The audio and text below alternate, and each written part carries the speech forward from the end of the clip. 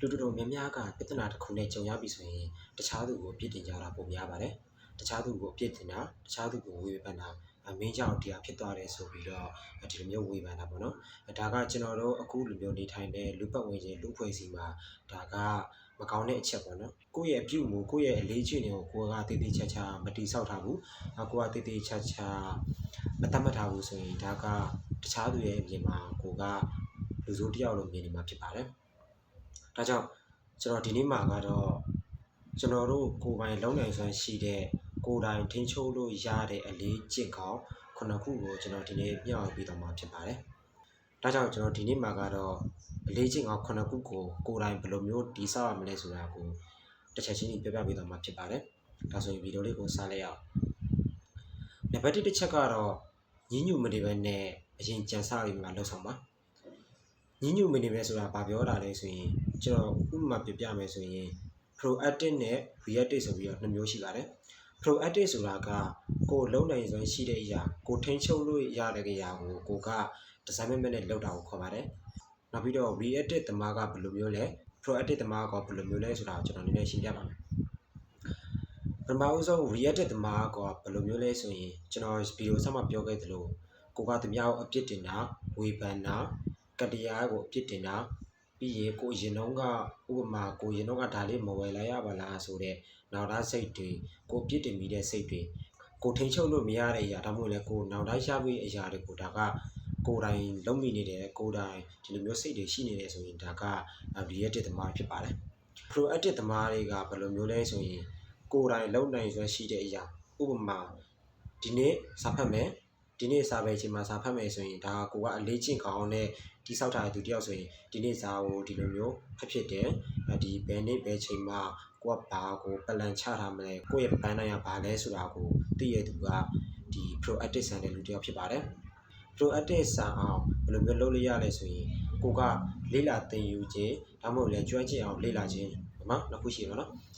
အဲ့ဒီမှာပထမတစ်ခုသင်ယူလေ့လာခြင်းဆိုတာက English speaking ကိုတက်နေတယ်ဆိုရင်ဒီ English speaking ကိုပဲဒီဇိုင်းမဲ့တက်ပြီးတော့လေ့လာသင်ယူတဲ့နေရာပေါ့နော်နောက်တစ်ခုကကျွမ်းကျင်အောင်လုပ်ခြင်းဆိုတာကခုနကလိုပဲအင်္ဂလိပ်စကားကိုကိုကလေ့လာပြီးပါပြီသင်လည်းသင်ယူပြီးပါပြီတကယ်လို့ကို့မှာတက်မြောက်သွားပြီဆိုရင်တက်မြောက်ရင်လည်းမပြီးသေးဘူးအဲ့ဒီအင်္ဂလိပ်စကားကိုဘယ်နေရာမှာသုံးချမလဲကိုကဗီဒီယိုတစ်ပုဒ်ရိုက်မယ်ဆိုရင်ဗီဒီယိုထဲမှာဘယ်လိုမျိုးထည့်ပြောမလဲဗီဒီယိုထဲမှာဘယ်လိုမျိုးအသုံးနှုန်းသွားမလဲဒါကျွမ်းကျင်အောင်ပေါ့နော်နောက်ပြီးရင်ကိုယ့်ရဲ့လူမှုပတ်ဝန်းကျင်မှာဥပမာ foreigner တယောက်နဲ့တွေ့ရင်ဘယ်လိုမျိုးနှုတ်ဆက်ရမလဲဘယ်လိုမျိုးလေ့လာရမယ်ပေါ့နော်စကားတွေဘယ်လိုမျိုးထပ်ပြီးတော့ကျွမ်းကျင်အောင်လုပ်မလဲဆိုတာကိုဒါကပို့ပြီးတော့လည်းသိနိုင်တယ်ပေါ့နော်ကိုကဗီဒီယို editing တက်နေတယ်ဆိုရင်ဗီဒီယို editing ကိုအခြေခံကနေစပြီးတော့ level တစ်ခုထိရောက်သွားပြီအဲ့ဒီရောက်ပြီးနောက်ပိုင်းမှာကိုကထပ်ပြီးတော့ဘယ်လိုမျိုးကျွမ်းကျင်အောင်လုပ်မလဲဆိုတာကကိုယ့်ရဲ့ဗီဒီယိုတွေစမ်းရိုက်ကြည့်ဥပမာတစ်ပုတ်နှစ်ပုတ်သုံးပုတ်အဲ့ဒီအပုတ်ကြီးများလာတဲ့ကိုကဗီဒီယို editing နေရာမှာပို့ပြီးတော့ကျွမ်းကျင်လာမယ်ဒီပညာရဲ့ကိုပို့ပြီးတော့ကိုကတစ်ဖက်ကန်းခတ်ကျွမ်းကျင်လာမှာပေါ့နော်ကိုကတစ်နေ့ကို2နာရီပဲကိုလုပ်ချင်တဲ့အရာကိုဖြစ်ချင်တဲ့အရာတွေကိုအကောင့်ထဲပေါ်ကြည့်ပါနောက်ထပ်9နှစ်ကြာရင်တော့အဲ့ဒီပညာရေးမှာကိုကတစ်ဖက်ကန်းခတ်ကျွမ်းကျင်သွားမှာပေါ့နော်ဒါကလည်းကျွန်တော်တို့လေးလာတည်ယူမှုကိုအစမဲ့ပြလုပ်နေဖို့ဖြစ်ပါတယ်ဘာလို့လဲဆိုကျွန်တော်တို့ကလေးလာတည်ယူမှုတွေတော်တော်များရှင်းပြလိုက်ကြတာများပါတယ်ကိုကလုပ်ငန်းခွင်တွေဝင်ရတာဖြစ်ဖြစ်တခြားဒီဝန်ထမ်းတွေလောက်ရတာဖြစ်ဖြစ်ဒါမျိုးဆိုရင်ကိုမှာကတနေ့ဒီ9 hour ပေါ့နော်ဒါမှမဟုတ်လည်း8 hour ကိုကအလုပ်ချိန်နဲ့8ချိန်စားချိန်တခြားဟာတွေခွဲပြီးကိုအတွက်အချိန်2နာရီဆိုတာမကြမ်းဘူးပေါ့နော်ဒါကြောင့်ကိုတစ်နေ့ကို2နာရီလောက်ချိန်ပေးပြီးတော့ကိုယ်တိုင်လေ့လာခြင်းတဲ့ဟာတွေကိုကိုတည်တည်ချာချာဒီဇိုင်းမှတ်ဖန်တိုင်ရအောင်လေ့လာပါဒါဆိုရင်နံပါတ်1တစ်ချက်ကတော့ကျွန်တော်တို့အဆုံးအနေစတွေ့ဖို့ဖြစ်ပါတယ်အဆုံးအနေစတွေ့မယ်ဆိုတာကကိုသွားမဲ့ပန်းတိုင်ကိုတိတိကျကျကြိုတင်သတ်မှတ်ဖို့ဖြစ်ပါတယ်နောက်ကားနဲ့တွေ့မှာဗာပြစ်ချင်လဲကိုယ့်ရဲ့ပန်းတိုင်ကိုယ့်ရဲ့ကိုယ်ကိုတိတိကျကျသတ်မှတ်ဖို့လိုပါတယ်ဒါမှလည်းကိုလှုပ်တဲ့အရာကဖြစ်မြောက်လားမဖြစ်မြောက်လားကိုကပို့ပြီးတော့ကြိုတင်ချက်စားလို့ရမယ်ပေါ့နော်ကိုကဥပမာဗီဒီယို editing ကိုကတစ်နေ့ကို2နာရီနဲ့ခုနကပြောခဲ့သလိုလေ့လာနေတယ်အခုမှလည်းတကယ်လို့ကျွမ်းကျင်နေဖြစ်သွားပြီဆိုရင်တကယ်လို့တစ်နှစ်လောက်အနေနဲ့ကိုကျွမ်းကျင်သွားပြီဆိုရင်အဲ့ဒီပညာကိုကပြန်ပြီးတော့အသုံးချပြီးတော့ business လုပ်လို့ရမယ်ဘယ်ရမဆိုကိုကစိတ်ပိုင်းဖြတ်မှုနဲ့ရုပ်ပိုင်းဖြတ်မှုဆိုပြီးတော့နှစ်မျိုးခွဲထားပါတယ်အဲ့ဒါကဘာလဲဆိုရင်ဒါပဲလုပ်လို့အရင်ဆုံး idea ကြီးထုတ်ရပါတယ်ထုတ်ပြီးမှကျွန်တော်တို့ကလက်တွေ့အကောင့်တွေပေါ်ရဖြစ်ပါတယ် ကျွန်တော်ဗီဒီယိုဆိုရင်ကျွန်တော်အရင်ဆုံး script ချရေးတယ် script ရေးပြီးတော့ရင်ကျွန်တော် plan ချတယ်ဗီဒီယိုဘယ်နာမှာဘာပြောမလဲဆိုတော့ plan ချပါတယ်အဲ့ဒါ view မှာကျွန်တော်အခုလိုမျိုးလက်တွေ့ရိုက်တဲ့အဆင့်ရောက်တာပေါ့နော်အဲ့ဒါကိုကျွန်တော်တို့ mental creation လုပ်တယ်လို့လည်းခေါ်ပါတယ်နံပါတ်3တစ်ချက်ကတော့အရေးကြီးတာအရင်လုပ်ပါအရေးကြီးတဲ့အလုပ်နဲ့အရေးမကြီးတဲ့အလုပ်ဆိုတာကတသက်ရှိပါတယ်အရေးမကြီးတဲ့အလုပ်ဆိုတာကဒီနေ့မှာတခြား social media တွေအဲ့ဒီမှာအချိန်ပေးမဲ့အစားကိုယ့်ရဲ့အရေးကြီးတာကိုအရင်လုပ်ဖို့ဖြစ်ပါတယ်ဒါမှမဟုတ် video editing ကို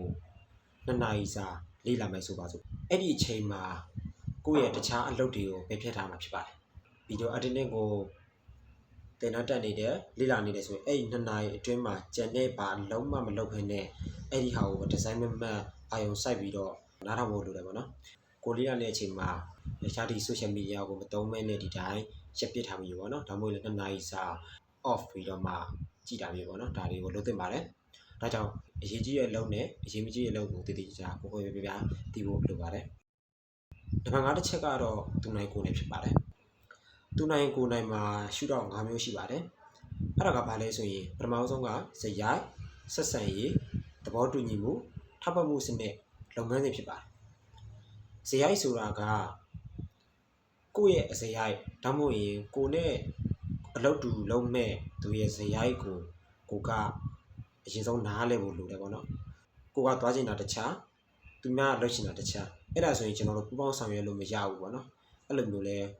ဒီဟာကိုကတည်တည်ရှာသိရမယ်ပေါ့နော်နောက်ပြီးတော့ဆက်ဆံရေးဆိုတဲ့နေရာမှာလဲကျွန်တော်အရေးကြီးတယ်ပေါ့နော်ကိုနဲ့သူနဲ့ကြားမှာဆက်ဆံရေးကဘယ်လိုရှိလဲခုနကပြောခဲ့သလိုသူကလုပ်ချင်တာတခြားကိုကလုပ်ချင်တာတခြားဒါမှမဟုတ်ဆိုရင်သူနဲ့ကိုနဲ့ဆက်ဆံရေးမကိုက်ဘူးနောက်ပြီးတော့ကြာလာရင်လည်းဒီလုပ်ငန်းတစ်ခုကိုအတူတူလုပ်ဖို့ဆက်မဖြစ်နိုင်ဘူးပေါ့နော်သူနိုင်ကိုနိုင်မှာပူးပေါင်းဆောင်ရွက်မှုကအရေးကြီးပါတယ်လူအများစုကတော့သူနိုင်ကိုနိုင်မတွေ့ဘူးကိုနိုင်ရင်သူရှုံးမယ်တကယ်လို့သူနိုင်ရင်လည်းကိုကမကြိုက်ဘူးပေါ့နော်အဲ့လိုမျိုးပေါ့နော်အဓိကကတော့ဝင်းသဘောထားဖို့အရေးကြီးပါတယ်နံပါတ်6ကတော့စာနာနားလည်မှုနဲ့နားထောင်ပေးပါစာနာနားလည်မှုနဲ့နားထောင်ပေးပါဆိုတာကကိုနဲ့တွဲလုပ်မဲ့ partner ကိုနဲ့တွဲလုပ်မဲ့ client ကသူပြောတာကိုကအရင်နားထောင်မယ်ပြီးကြရင် तू ကဘာလို့အဲ့လဲ client တခုကကိုယ့်ကိုလှုပ်လာရဲဆိုရင်ကိုနဲ့သူနဲ့ကြားဆက်ဆံရေးကိုနဲ့သူနဲ့ကြားကသဘောတရားကပထမ5ချက်မှာပြောခဲ့သလိုသူနိုင်ကိုနိုင်စနစ်ထားရှိရမယ်ပေါ့နော်ဒါမှလည်း तू ကပထမအလုပ်လဲကိုလာမယ်ကိုနဲ့အဆင်ပြေမယ်ကိုနဲ့ဆက်ဆံရေးလဲကိုက်မယ်ကိုနဲ့ဇယိုင်လဲကိုက်ညီမှုရှိမယ်ဆိုရင်နောက်ထပ် project တွေမှာနောက်ထပ်အသစ်တွေမှာ तू ကကိုယ့်ကိုပဲယာခိုင်တော့များပြီးတော့အဖို့များတယ်ပေါ့နော်ဒါကြောင့် तू ပြောတဲ့စကားကိုလည်းကိုကနားလဲပြီးကိုလှုပ်ချင်တာကိုလည်းကိုကတည်းကပြပါနော်အဲ့လိုမျိုးသူနိုင်ကိုနိုင်စနစ်ထားရှိမယ်ဆိုရင်သူနဲ့ကိုနေကြပြဿနာတွေဒီတခြားဆက်ဆံရေးတွေသဘောတူညီမှုတွေဇယိုက်တွေအကုန်လုံးပြည်လေသွားမှာဖြစ်ပါတယ်လူတွေရဲ့ခံမှမှုနဲ့ဆက်ဆံရေးကိုတိစောက်နိုင်ခြင်းလေဆိုရင်တော့နံပါတ်6မှာပြောခဲ့သလိုစာနာမှုနဲ့နားထောင်ပေးခြင်းကိုကတည်တည်ချာလေ့ကျင့်ဖို့လိုပါတယ်နောက်တစ်ခုကတော့ကိုတယောက်တည်းဗီဒီယိုရိုက်တာထက်သူများစီကအကျဉ်းချတောင်းတာတော့တကယ်လို့ကို့မှာတင်းမရှိတယ်ဆိုရင်တင်းတဲ့အလုပ်လုပ်ကင်တာမျိုးဒါမျိုးစူပိုင်းလုပ်ကင်လို့ရပါတယ်စူပေါင်းလုပ်ကင်လို့လည်းကျွန်တော်ခုနကပြောခဲ့သလိုဆက်ဆံရေးတွေဇယိုက်တွေကိုကိုကတည်တည်ချာကြည့်ဖို့အရင်လိုအပ်မယ်နောက်ပြီးစူပေါင်းလုပ်ကင်တဲ့နေရာမှာ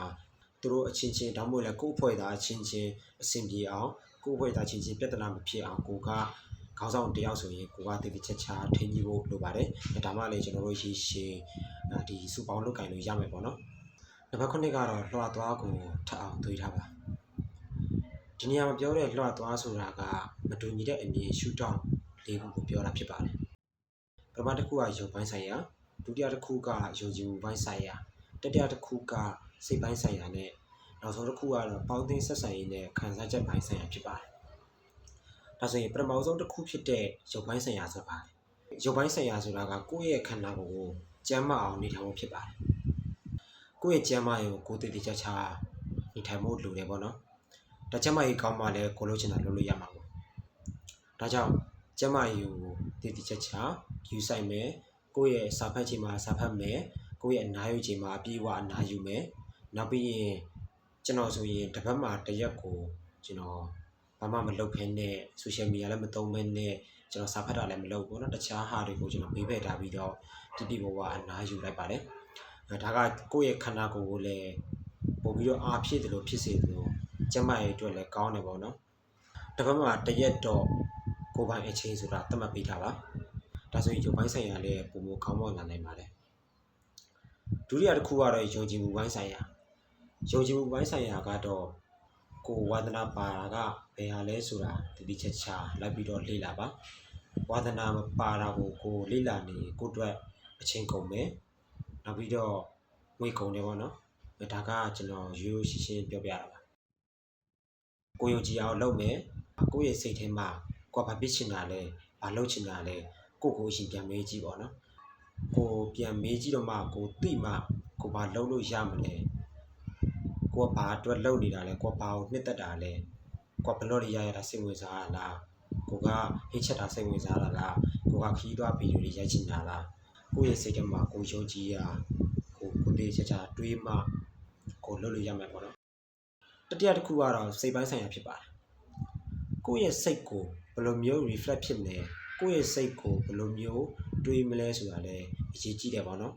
ကိုကအလုံးမှာတနင်္လာနေ့တွေကစပြီးတော့ပြင်းနေမယ်ဆိုရင်တော့ကျန်တဲ့ရက်တွေမှာလည်းဒီလိုမျိုးပဲပြင်းသွားဖို့ရှိတယ်ပေါ့နော်ကိုရဲ့စိတ်ပိုင်းဆိုင်ရာကိုဘယ်လိုမျိုးတိဆောက်မလဲဆိုရင်ကိုကအလုပ်တစ်ခုကိုလုပ်နေတယ်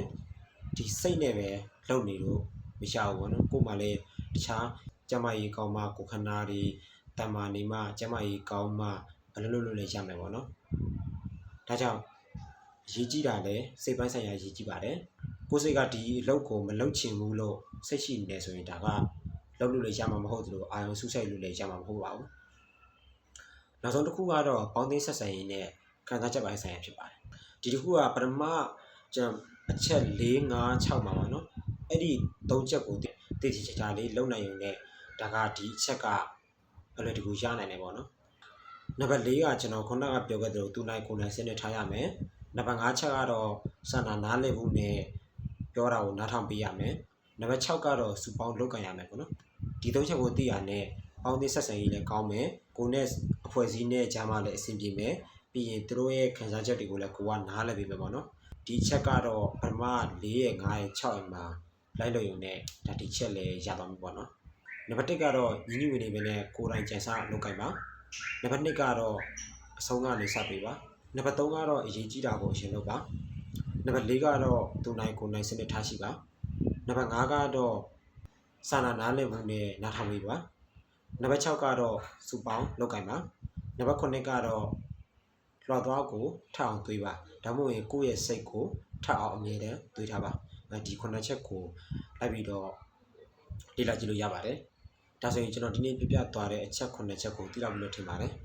ဒါဆိုရင်နောက်ဗီဒီယိုမှာပြန်တွေ့ပါမယ်ခင်ဗျာအားလုံးကျေးဇူးတင်ပါတယ်ဘိုင်ဘိုင်